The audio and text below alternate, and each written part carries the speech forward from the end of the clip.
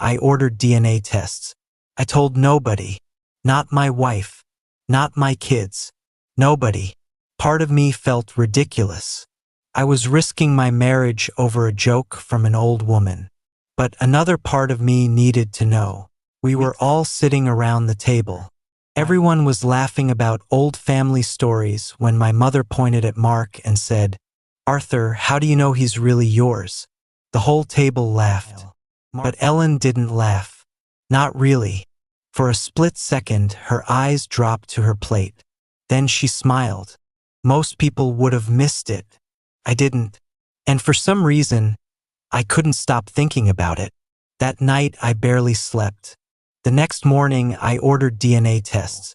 Weeks later, the results arrived. I opened them alone. The first report was for my son. I remember staring at the screen, reading it again, then again, waiting for the words to change. They didn't. Probability of paternity, 0%. 0. My son wasn't mine. The boy I raised. The boy I taught to drive. The boy I worked overtime to put through college. He wasn't my son. And then I saw the second result. A close family match had been identified. I scrolled down, and my world stopped. The biological father wasn't a stranger. It wasn't a coworker. It wasn't some old boyfriend. It was my younger brother, David. I sat in my truck for nearly 2 hours, not crying, not yelling, just staring. 24 years. Every family vacation, every Christmas, every birthday party. My brother had stood beside me through all of it, knowing, or at least suspecting. I kept asking myself the same question. How many people knew? Was I the only fool in the room? Eventually, I drove home. I didn't storm inside. I didn't throw anything. I didn't even raise my voice. I walked upstairs and placed the report on the bed. Then I waited. A few minutes later, Ellen walked into the room. She saw the papers. She froze. That told me everything. She didn't ask what they were. She didn't accuse me of invading her privacy. She didn't call the results fake. Instead, her knees gave out. She collapsed beside the bed and started crying. The kind of crying that comes from carrying a secret too long. I asked one question. How long? She couldn't even look at me. Between tears, she told me the truth. 24 years ago, while I was away on a business trip, she and David made a terrible mistake. One weekend, one decision, one betrayal. She said it never happened again. She said she hated herself for it. She said she wanted to tell me 1,000 times. But every year she waited made it harder. Then Mark was born, and the secret got buried deeper. I wish I could tell you I believed her. I didn't, because every answer created 10 new questions. And then my phone buzzed. The laboratory had finished processing Chloe's sample. At that point, I already felt destroyed. I thought the worst was over.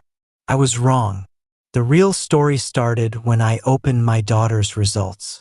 I expected to see David's name again. Instead, I found something even worse.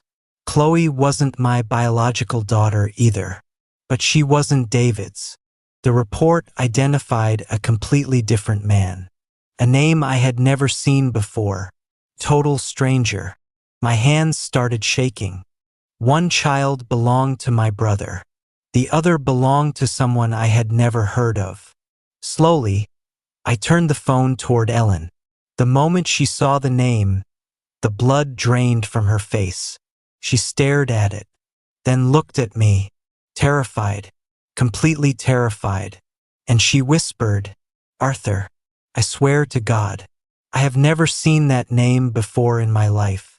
I threw the second DNA report onto the floor between us. My wife stared at the name like she'd seen a ghost. Not guilt, not shame, confusion, real confusion. Then she looked up and said, "Arthur, I know what happened with David, but I have no idea who that man is." That's where everything stopped making sense. 24 hours earlier, I thought I had uncovered the truth. My son wasn't mine. The DNA pointed to my younger brother. Simple, painful, but simple. Now my daughter wasn't mine either. And the biological father was a man neither of us recognized. A complete stranger. I wanted to call Ellen a liar. I wanted to believe she was making up another story. But there was something in her face I couldn't ignore. Fear. The kind that comes from not knowing.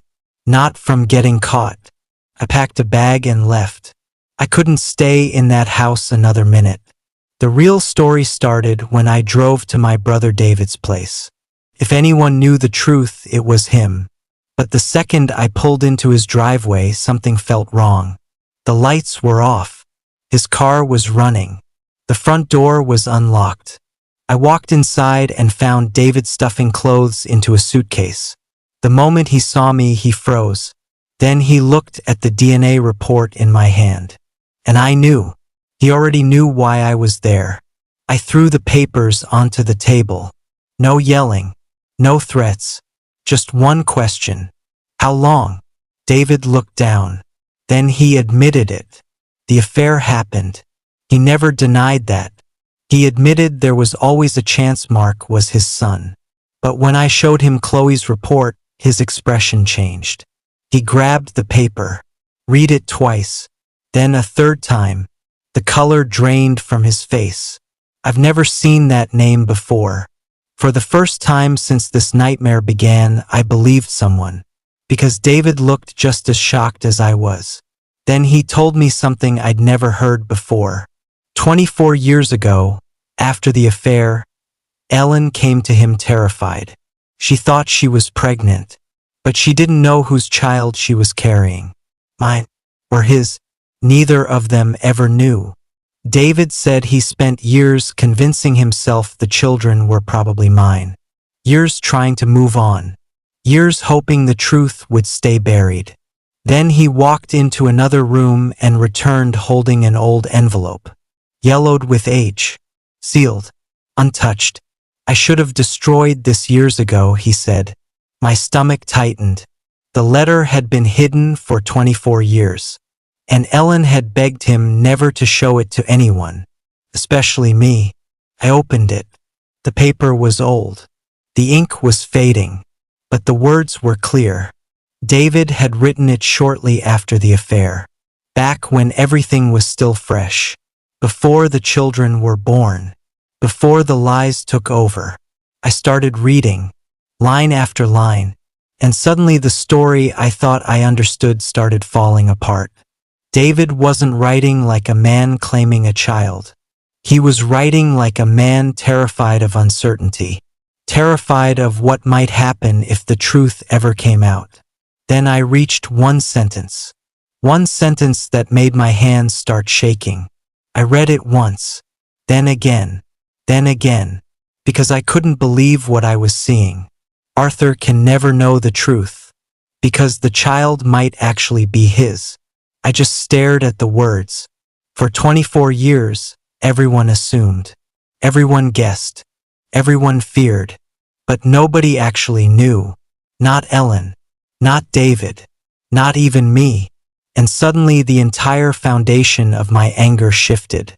Because what if everything I believed was wrong? What if the DNA result wasn't the end of the story? What if it was only the beginning? Then my phone rang. The sound nearly made me jump. I looked at the screen. It was Mark, my son. Or maybe not. I answered immediately. Before I could say a word, he spoke. His voice was calm, almost too calm. Then he said 6 words that made my stomach drop. Dad, you finally found out. Dad, you finally found out. The second Mark said those words, my stomach dropped. I pulled my truck into his apartment parking lot and just sat there. One question kept repeating in my head. How did he know? For 24 years, I believed I was protecting my family. Now I was discovering I was the only person who didn't know the truth. The real story started when my son opened the door. He wasn't surprised to see me. He wasn't confused. He didn't ask why I was there. He looked at me and quietly said, "I've been waiting for this conversation for a year." A year.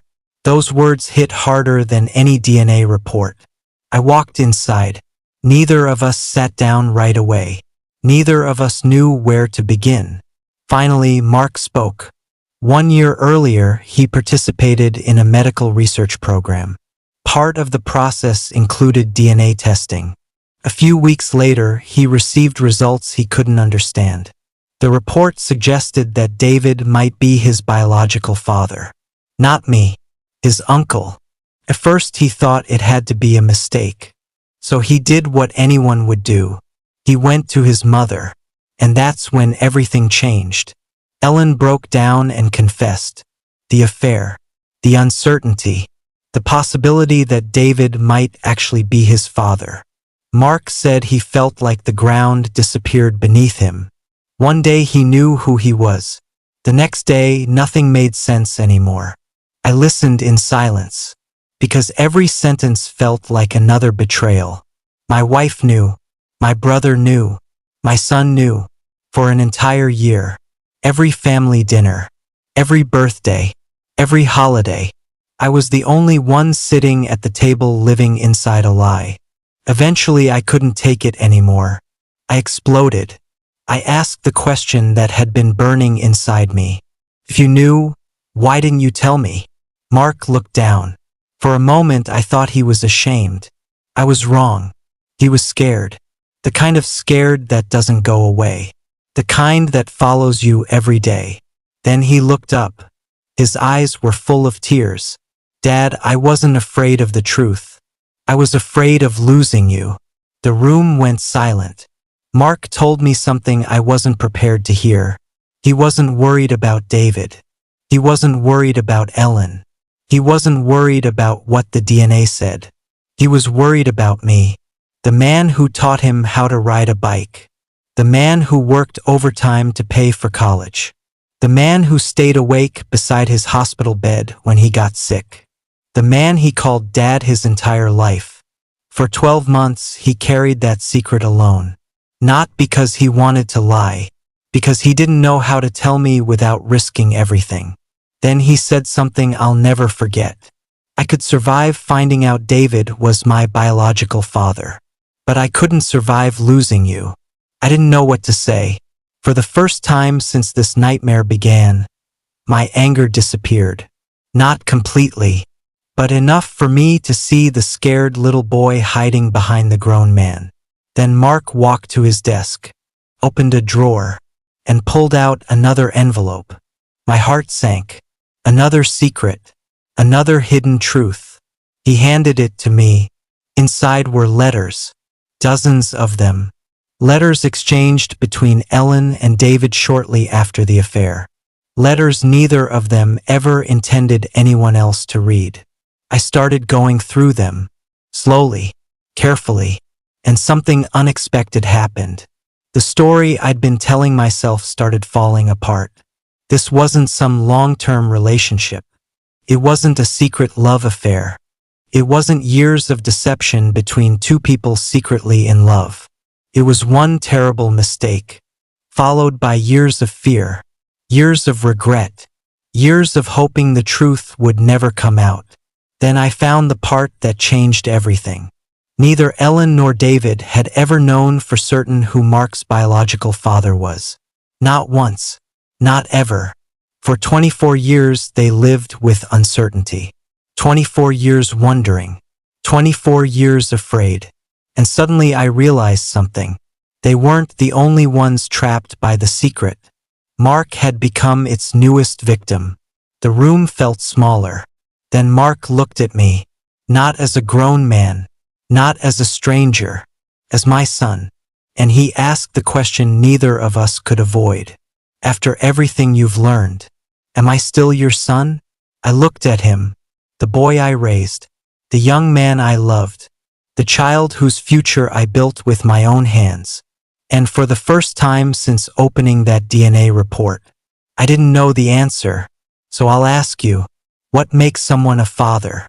blood or 24 years of love?